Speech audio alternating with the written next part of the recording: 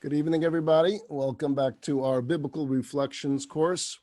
Tonight we begin another story of the Bible. Early on, the story of Cain and Abel. First family on the face of the earth didn't go so well. We shouldn't learn from them. Well, we got to find some better examples that we can learn from. Better modeling family, perhaps, than Cain and Abel. So the story of Cain and Abel. Again, we always have the Hebrew school version. Hebrew school version is quite simple. Two brothers did not get along. One murdered the other. We move on to the next story. But the mature review of the story demands that we seek a deeper understanding of what is going on. How could this be? How is it possible? How are we to understand this? So let's get right into it.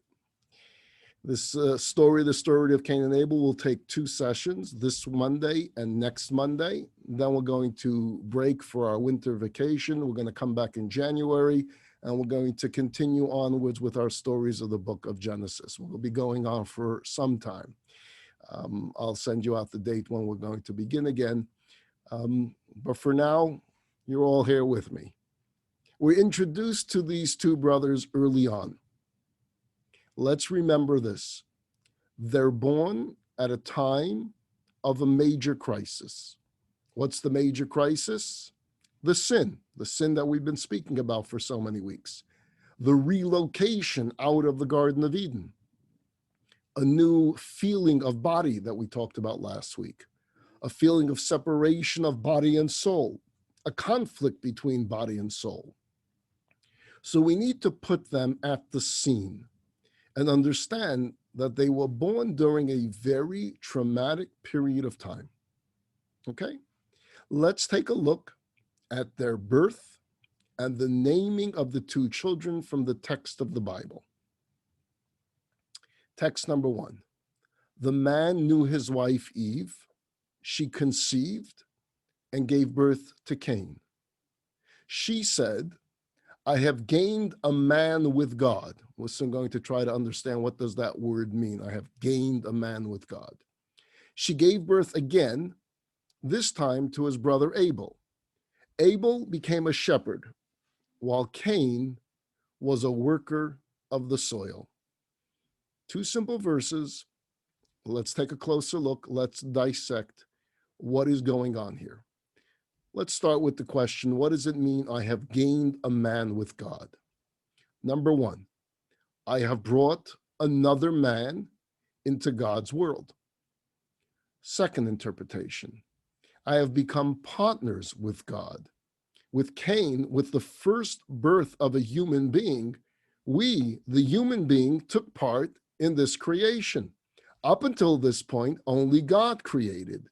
Guess what? Now, the human being, namely Eve, was a partner in creation. She brought another human being into this world. She, quote unquote, created a human being. Interpretation number 3.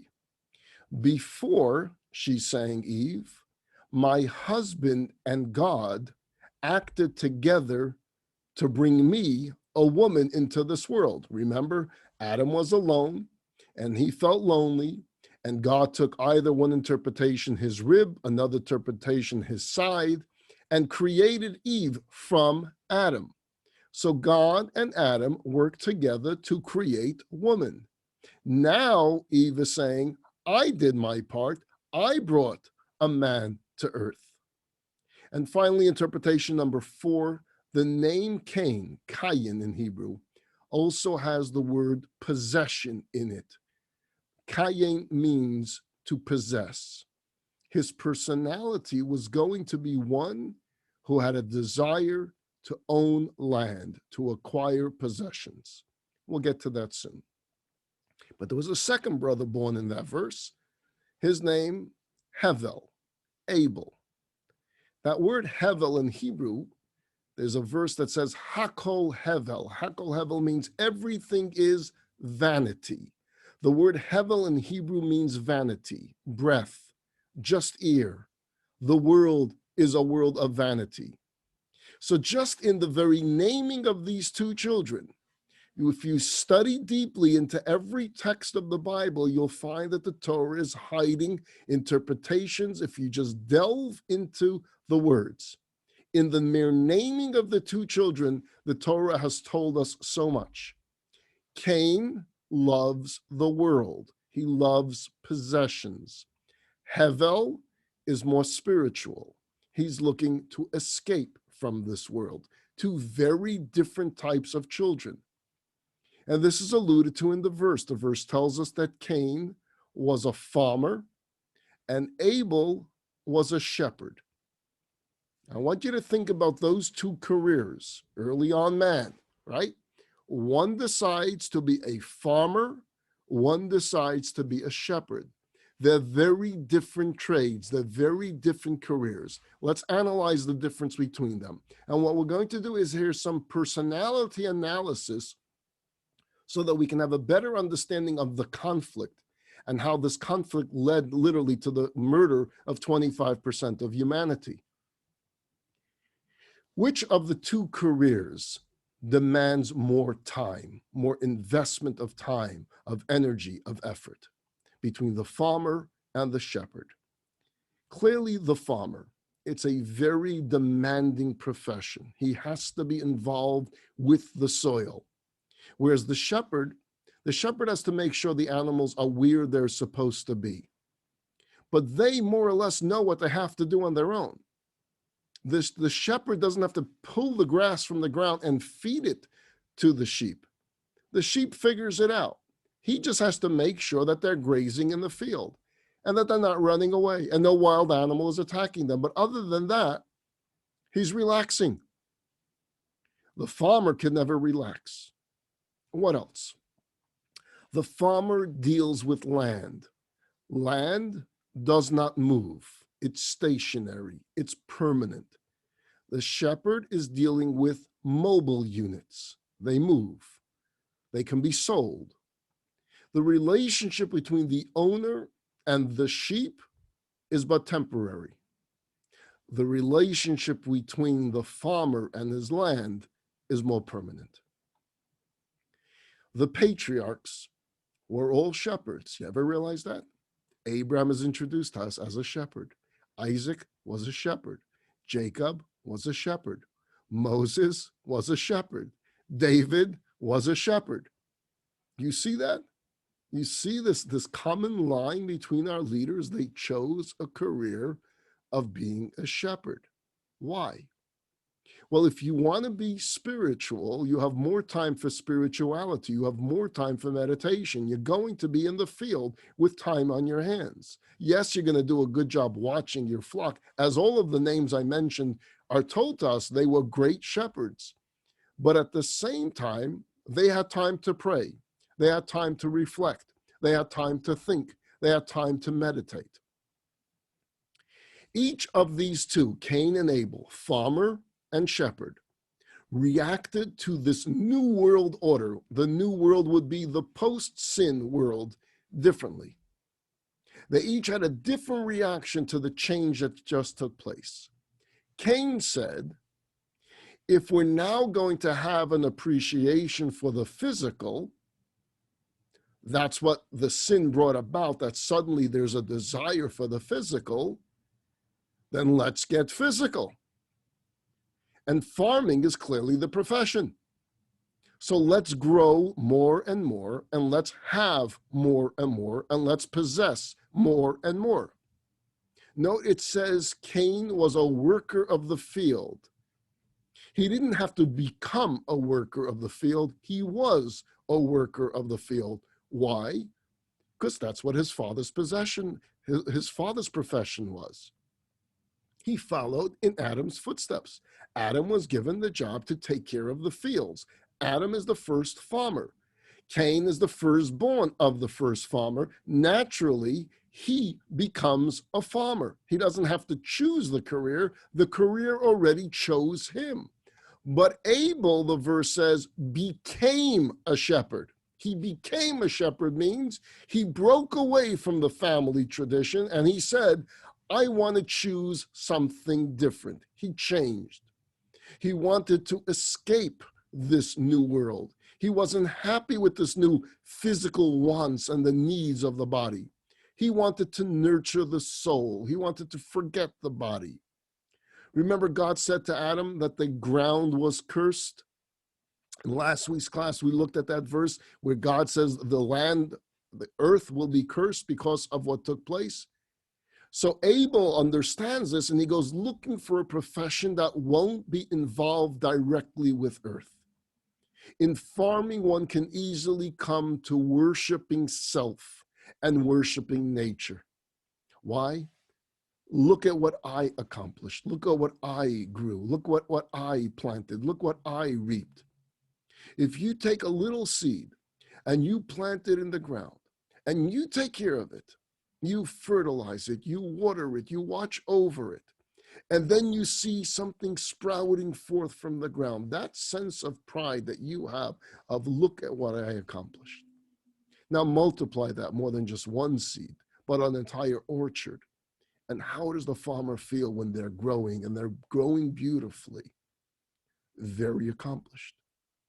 Now, if the farmer acknowledges that the gifts really all come from God, that the seed came from God, you didn't create the seed. Someone gave you that first seed. And the water came from the rain. You didn't create the rain. And the rays of the sun, you didn't create. And the minerals in the ground, you didn't create. Yes, you worked hard to bring it about. But if you can realize it's a partnership, then you won't perhaps become an idol of yourself.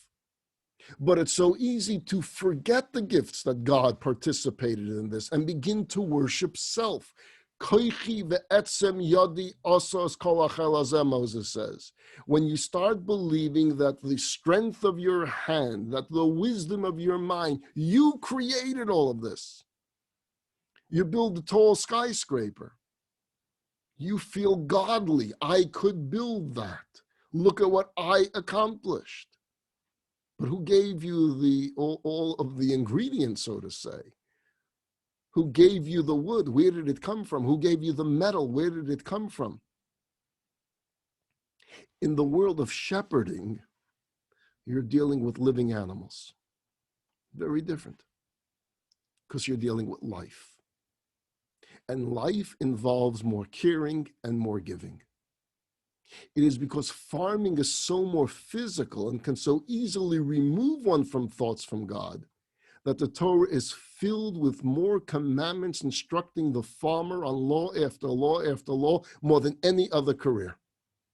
If you've ever read through all the 5 books of Moses, you will know how many laws deal with farms, deal with crops, deal with tithing, deal with how you're supposed to keep your fields, how much you have to leave over from your fields, the taxes that will go into the fields. There's so many laws about the fields in the Torah. Why?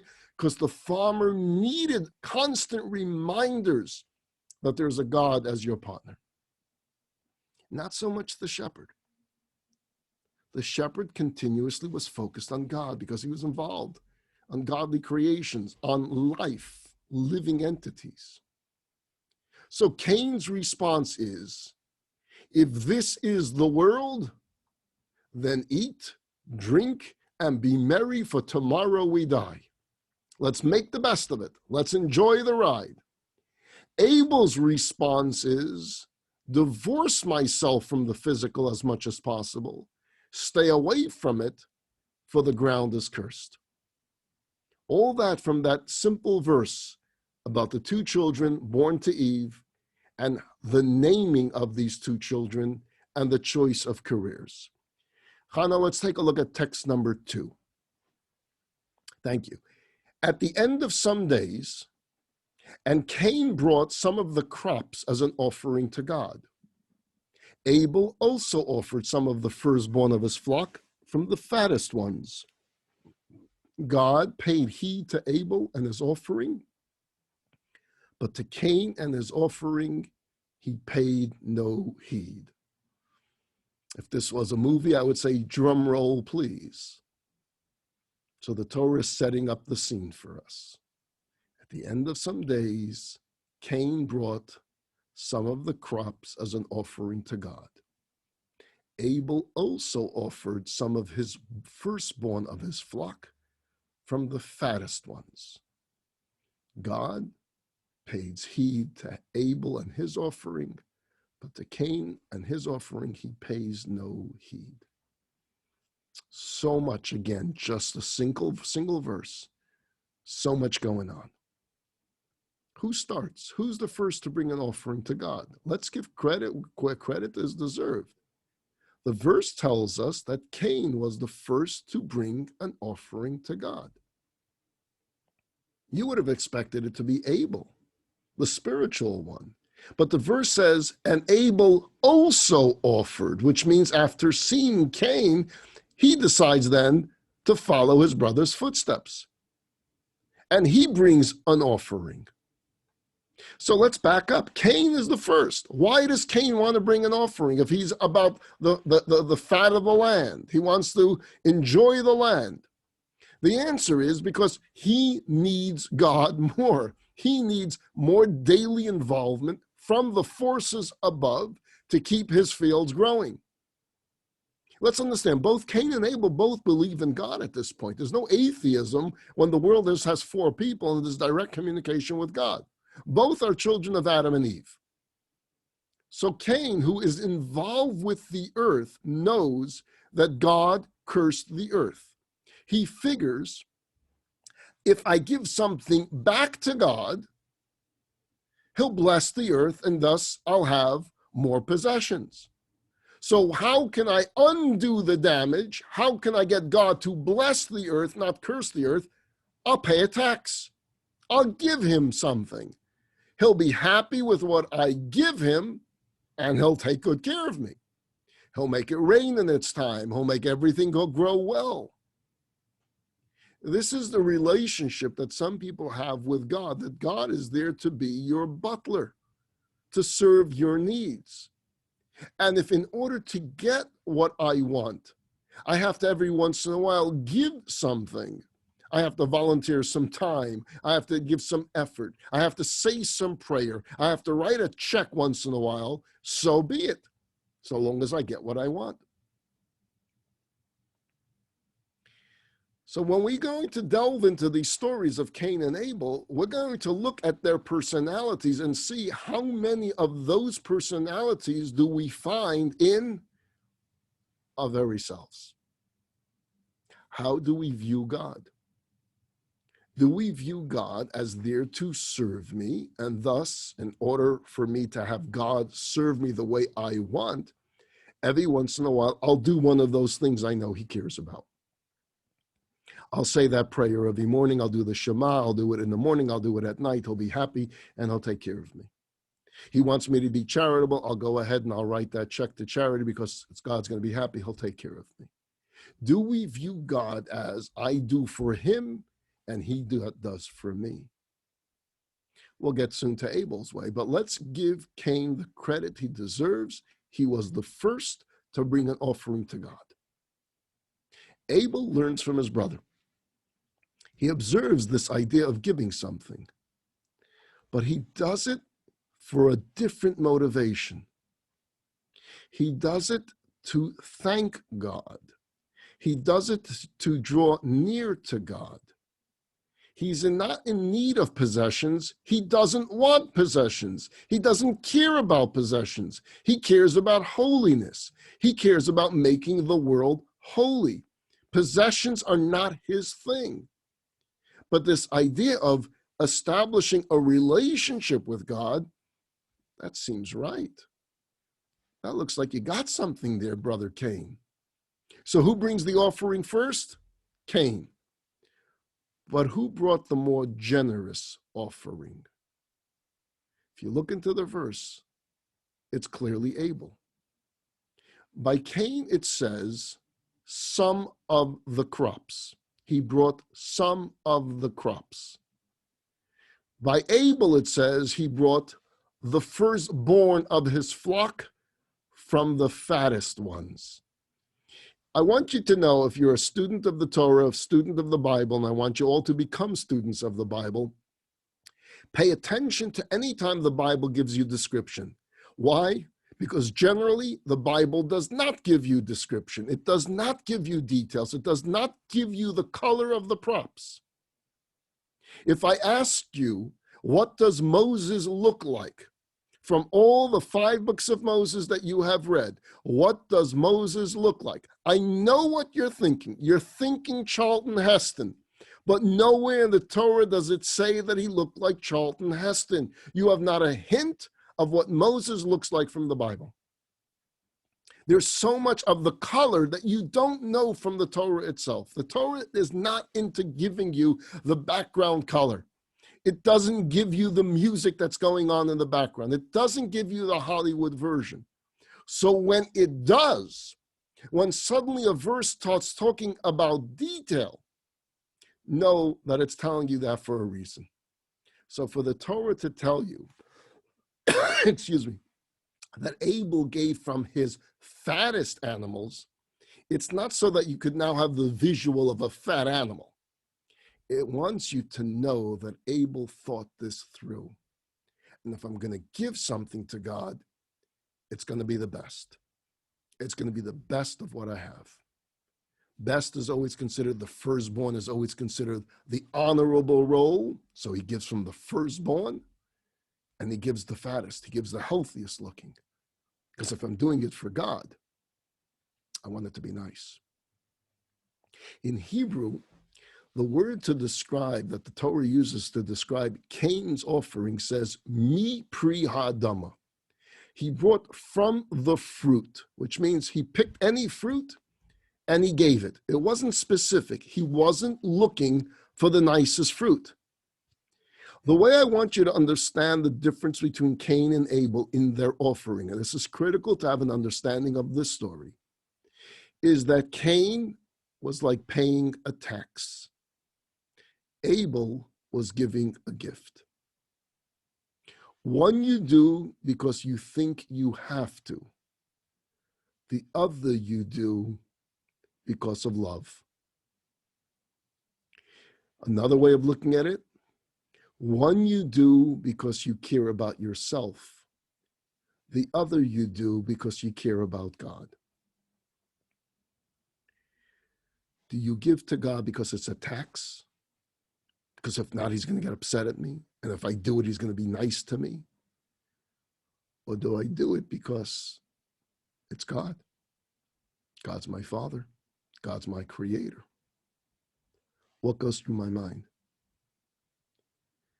When you say the Shema at bedside tonight, when you pray tomorrow morning, or whatever time it is going to be that you're going to pray, are you praying to receive, or are you praying to establish a relationship? Now, within a relationship, it's okay to share with God that you have a relationship, the difficulties that you're going through. That's okay. But the focus of the prayer is, I want to talk to God. Which may help to explain why Abel didn't think of this first. Because he was always thinking of God. God was always on his mind. He's always meditating about soul and about spiritual and about removal from the physical. That's all he does all day. Why would he think of an offering something physical to a spiritual God? At first, it didn't make much sense. What could God care about this animal that I should give it to him? That's physical. God wants the soul. God wants spiritual. Abel thought, like you and me, when we touch upon the subject in the Torah of animal offerings, okay? Are you not disturbed by the question, does God really need my animal? When the book of Leviticus will say over and over, and God smelled the sweet smell of the offering, how are we to understand those verses? God needs my sacrifice of an animal. If I sprinkle the blood on the altar, he's going to be happy. Now, there are answers to every question I just posed, and there are good answers, and there are important answers. And one day you'll study these answers with me. Or some of you already perhaps did when we studied parts of the book of Leviticus and studied the parts about animal offering. But at first glance, Abel had that same question. Does God need something physical if God is spiritual? But yet when he saw his brother making an offering, he said, you know what? Maybe I should do that too. Maybe this is a way of serving him. Maybe he does appreciate us giving because that's all we can do. So to him, the physical offering was only a symbol of what he was feeling inside, which, by the way, is in very, very short, the understanding of all the animal offerings of the Bible. They were all symbolic of what was going on within you. That you were offering your animal, your animalistic desires you were offering to God, that you wanted to come close to God. And you use the animal offering as a symbol of this. That's what Abel is doing in the first time around of the idea of offerings. He's giving the best to God because it's a gift.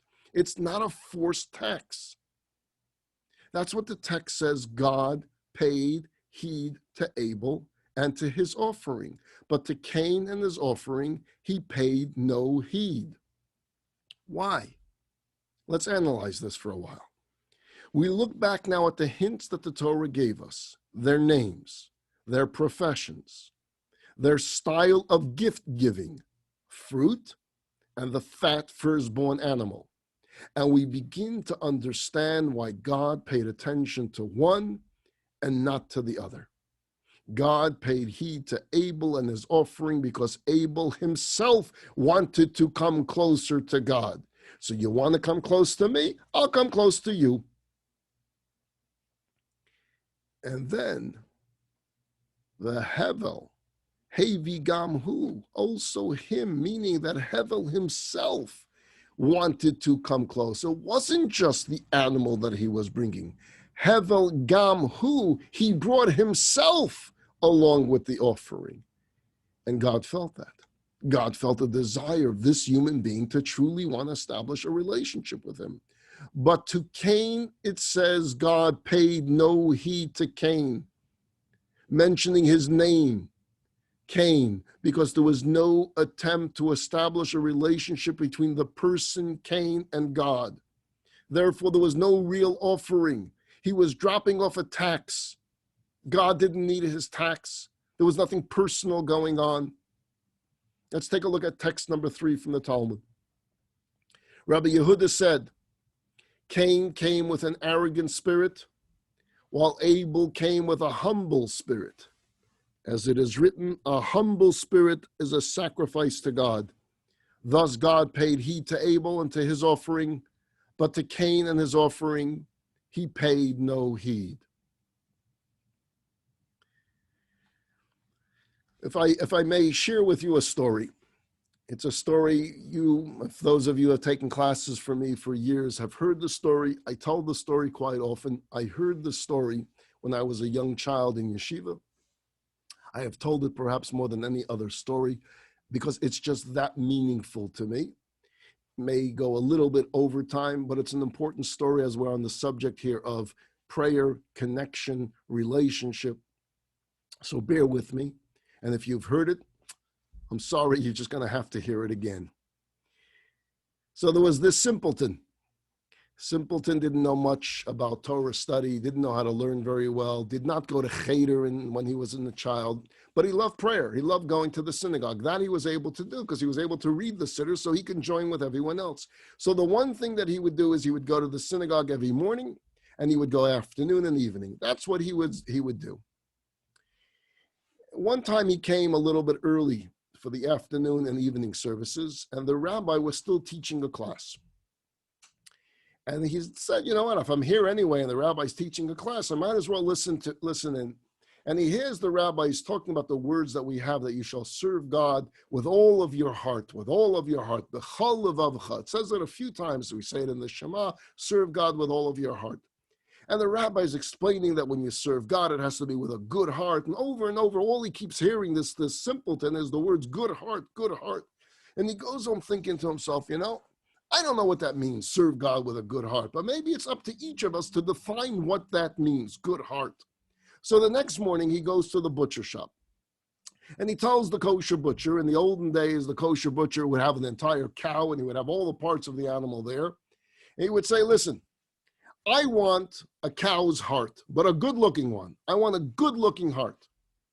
And then I want you to surround this heart with all different delicacies that you have, whatever you have, but make a nice package surrounding this heart. Wrap it all up for me. Butcher says it's a strange order, but you got it. Not too many people ever ask me for the heart, but you got it. He packages the heart. He puts all different cuts of meat around it, packages it up. Our simpleton comes to the butcher, picks up his package. He goes to evening services.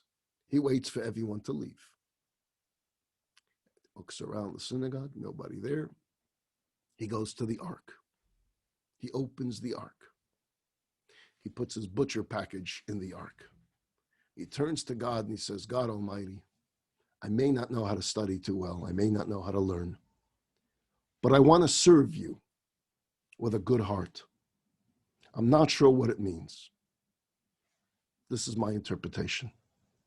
He puts it in the ark and he closes the door. And he goes home. In that same synagogue, there was a shamash. The shamash is the caretaker. He's the one that cleans up. He's the one that puts the books away. He happened to be very poor. Didn't have much of an income. Whatever he could make from the synagogue for cleaning up is all he would have. His kids did not have meat for dinner in months, perhaps. So every morning he would come early to the synagogue, be the first to open. He would always make his way to the ark and pray to God, please, Almighty God, make some miracle happen that I can have an income, that I can put some food on my table. He comes in for his normal morning prayer, goes to the ark, says his prayer, give that schmeck, he smells. Sure smells like meat. He opens the door of the ark and he sees that God delivered to him a package of meat. He just finished saying, God, can you somehow give me food for my kids? And there it is. There's a package waiting for him. Takes it out, opens it up, different cuts of meat. Wow, strange that there's a heart in the middle, but God can do whatever he wants. He brings it home. He tells his kids, tonight we're having dinner. We're having meat for dinner. The kids are jumping for joy. God heard his prayers. He's so excited. His wife is excited. His kids are excited. The simpleton shows up to the synagogue for regular time for morning services. He makes his way to the ark. He gives a peek inside. It's not there.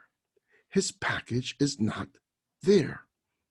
God took his offering. He's all excited. Wow, it really worked. God reached down from heaven, came into the ark, and took his package of meat. He's all excited. He runs back to the butcher. Give it to me again. Give it to me another time. Same order. Takes the package with him, goes for evening services, puts it in the ark. Next morning, our shamash goes early, does his prayer, opens the ark. It's there again. Unbelievable. Simpleton comes to the synagogue. It's not there. Unbelievable. Goes back to the butcher. This happens again and again and again and again. We have two people involved in celebrating their relationship with God. The simpleton believes that God is accepting his cow's heart as an offering. The shamash is believing that God's answering his prayers and delivering meat to him. And this continues to happen every day except for Shabbat. This delivery system is taking place. Until it was Rosh Chodesh, the day of the new month.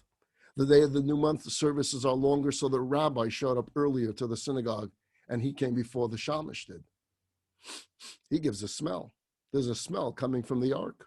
Why is there a smell coming from the ark? He opens the door. He sees a package of meat from the butcher. This makes no sense. Who put a package of meat inside the ark? What a disgrace. What a dishonor to the ark, to the Torah, to the synagogue. At some point, the shamash comes to do his normal daily ritual. And the rabbi is standing there with an angry face. And the shamash says, you found God's meat, huh? He said, God's meat? What are you talking about? He says, yeah. Every morning I come to pray early and God gives me meat. Are you crazy? God doesn't give you meat. He does, I'm telling you. Every single morning I come here, God delivers a package of meat. Are you nuts? You really believe God is sending you a package of meat? Are you crazy? And he insults him. He says, you'll see, I'll catch the guy. Someone is just so disrespectful, and you're the fool that believes this. The rabbi hides out that night.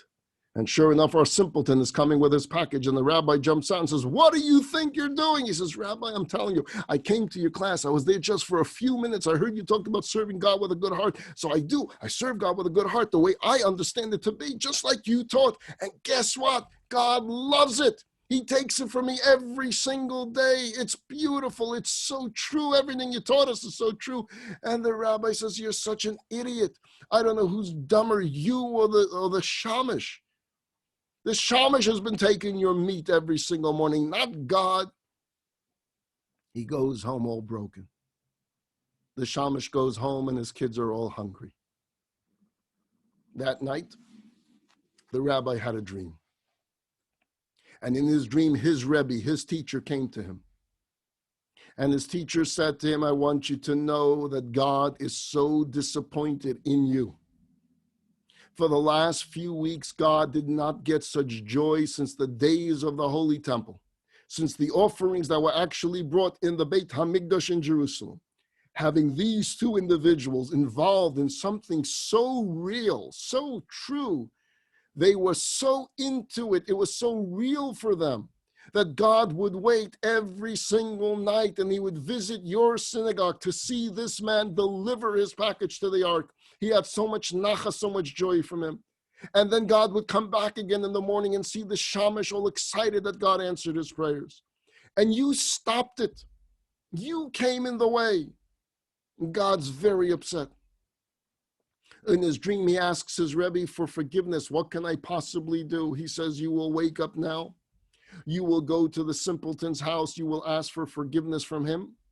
And you will see to it that you give him private lessons in Torah study so that he could learn Torah, because that's what he ultimately wanted, just never was given the opportunity. You will give him that opportunity. You will then go to the shamish's house. You will wake him up. You will apologize to him and to his family for they didn't have dinner last night.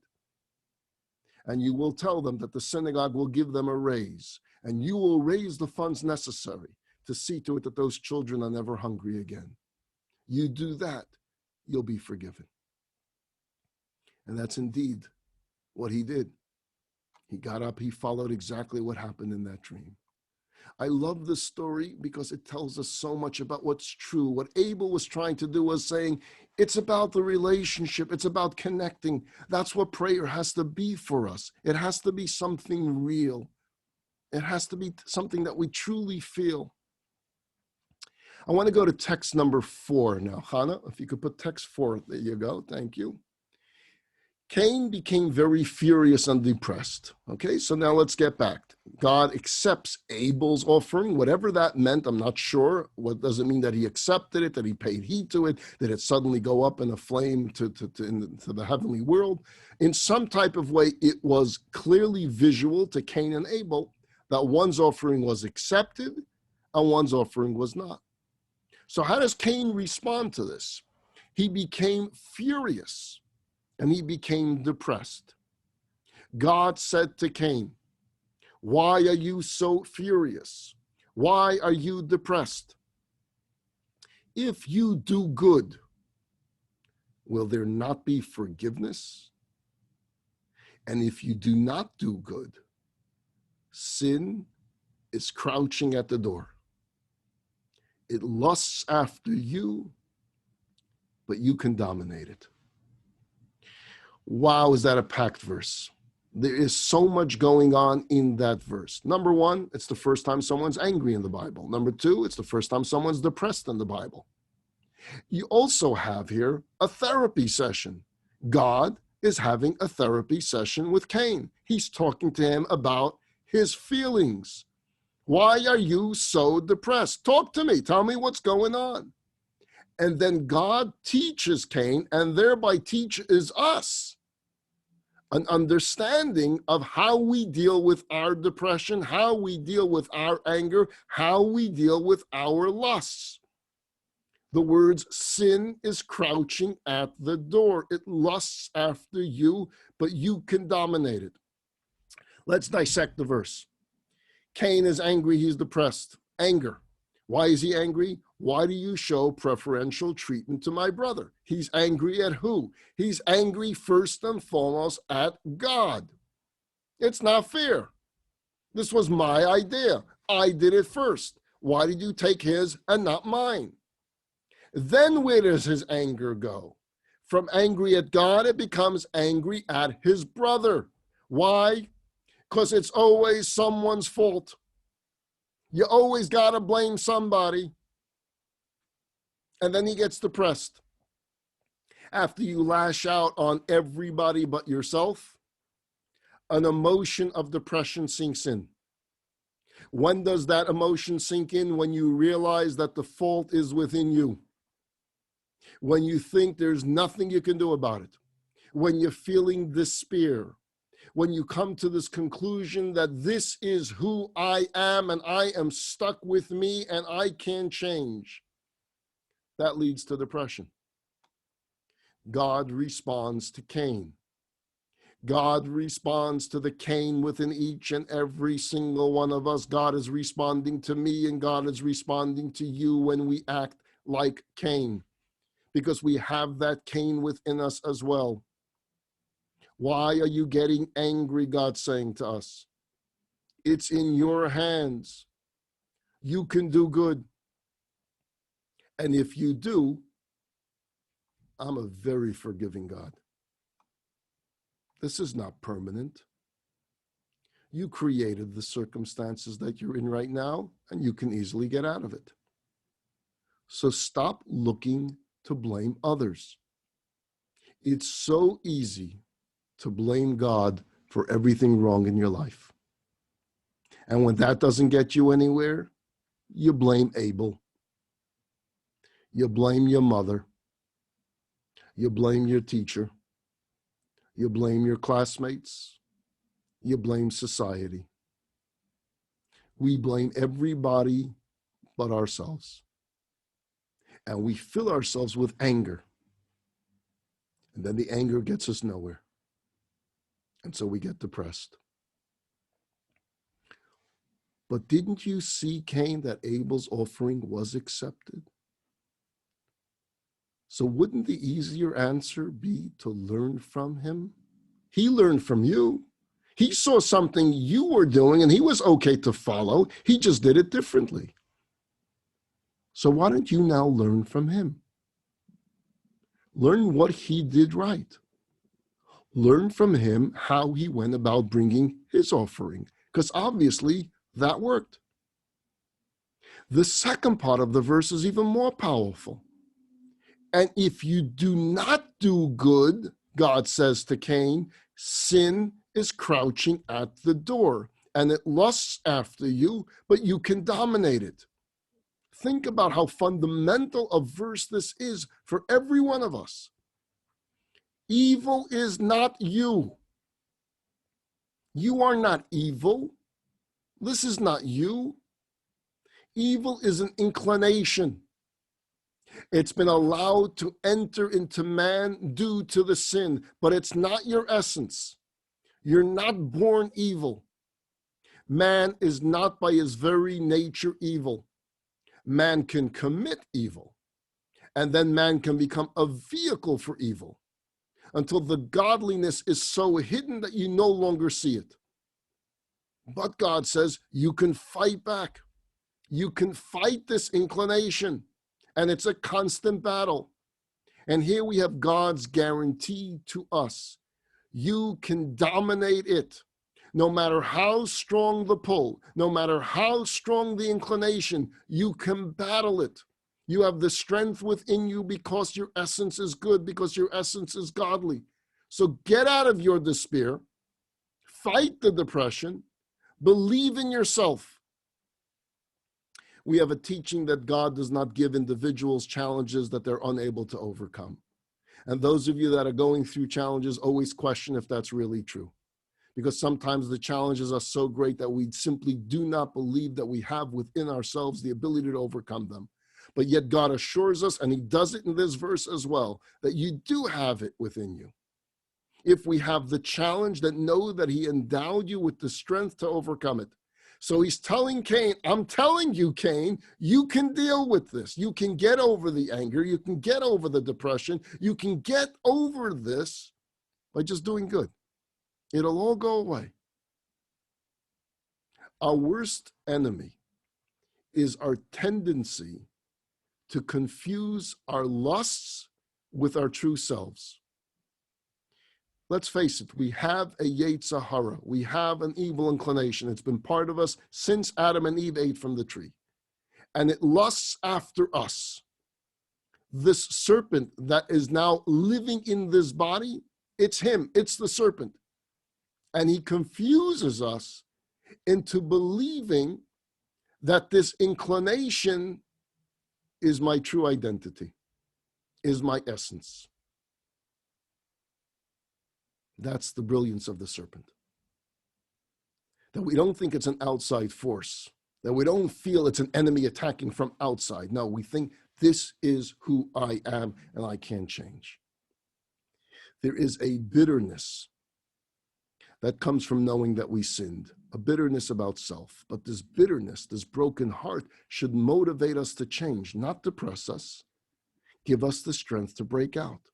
A broken heart can give us a push. Or, in the sense of, in the way of Cain, it could lead to despair. It could lead to depression. And that could result in apathy and loss of any motivation and inaction and surrender. The Alter Rebbe, Rabbi Shneir Zalman of Laidi, the founder of the Chabad Hasidic movement, he taught over and over in his book of Tanya that despair over sin can be worse than the sin itself. That the depression that you allow yourself to follow the fact that you've made errors can be worse than the errors themselves, because it doesn't allow you to move, to change. This simple verse to Cain is the greatest therapy lesson that we have in the Bible. And in short, it's saying, believe in yourself. Believe in yourself. Know that you have goodness within you. Let it come out. Focus on it. Note the words of that verse. It said, it lusts after you. Sin crouches at the door and it lusts after you. What does it mean it lusts after you? Evil is going after you, and it does so by getting you to follow what it tells you. And it says, this is what you want. And you say, okay, that's what I want. The words are not, it lusts for the forbidden. No, it's bigger than that. The Yetzer Hara is not just looking for that which is forbidden. No, it wants you. It wants to take control of you. It wants to take you hostage. And you have to fight it because you can. God says, I know you can because I created you. I made you. I know the strength you have. The Medrash says that sin is at first like a passing visitor. Then it becomes a guest who lingers on. Then like the master of the house, the more you let him come in, the more he will dictate your life. There's a fascinating explanation of this verse written by Rabbi Pinchas Horowitz. We'll put it up on the screen. It's text number 5. It is known that when one gives into temptation of the evil inclination, one is giving energy to the evil side. The evil side preys on human failure, for it allows it to draw from the divine resource of life to which man is connected by his inner soul, since evil in and of itself has no reality without the divine resource of life. This is the reason that one transgression leads to another. For the evil tendency has been strengthened through the first transgression. However, that's also a good thing for the sinner, for it allows him to come face to face with that evil and transform it by resisting it. This is why Maimonides says that teshuvah, repentance, is accomplished when the person faces the exact circumstances that led to the transgression, yet resists the desire.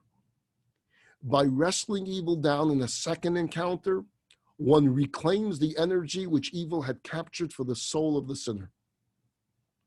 This is what God is telling Cain when he says, if you do good and improve your ways, then you'll be able to lift up the energy that you lost through your previous wrongdoing.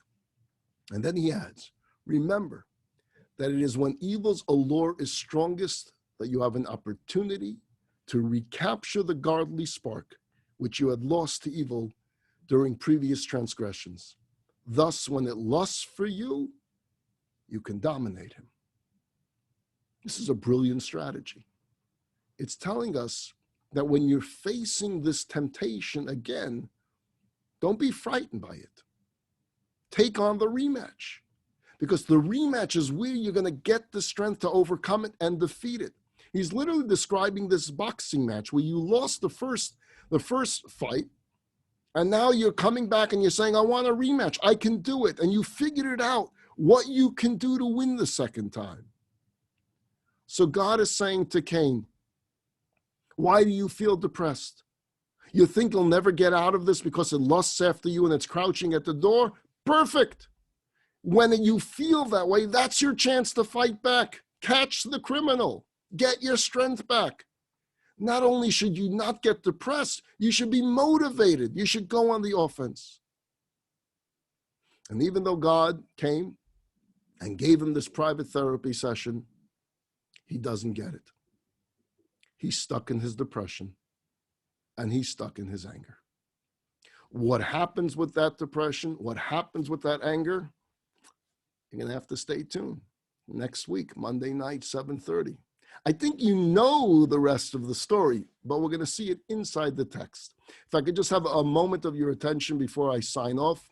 As I'm sure you have seen from the various emails going out there, Facebook posts, we're in the midst of a 55-hour special match campaign. A match campaign means we have generous matchers that are willing to match your contribution dollar for dollar, which means there are two individuals. Every dollar you give, each one of them will give another dollar. So your contributions during this period of time is tripled. And all of these funds will go help for all the COVID relief programs that we're offering the community during a very difficult time. So it's real tzedakah, it's real charity. Many of you have already given, and I thank you from the bottom of my heart. For the rest of you, please take a moment after class, go on our website, chabadconejo.com, and then you do that slash and the word match, like matchmaker. Don't write matchmaker, that won't get you anywhere. Write the word match, M-A-T-C-H, chabadconejo.com/match, and you'll read all about it. And please be as generous as you possibly can. Every dollar you put is tripled right in front of your eyes on the screen, and it goes to help people during this very difficult pandemic that we're facing. Have a wonderful week, everybody. We'll see you Wednesday at 12:30 for our Chosen People class, and next Monday, the cliffhanger. What happens between Cain and Abel, and why? At 7:30 next Monday night. Take care, everyone.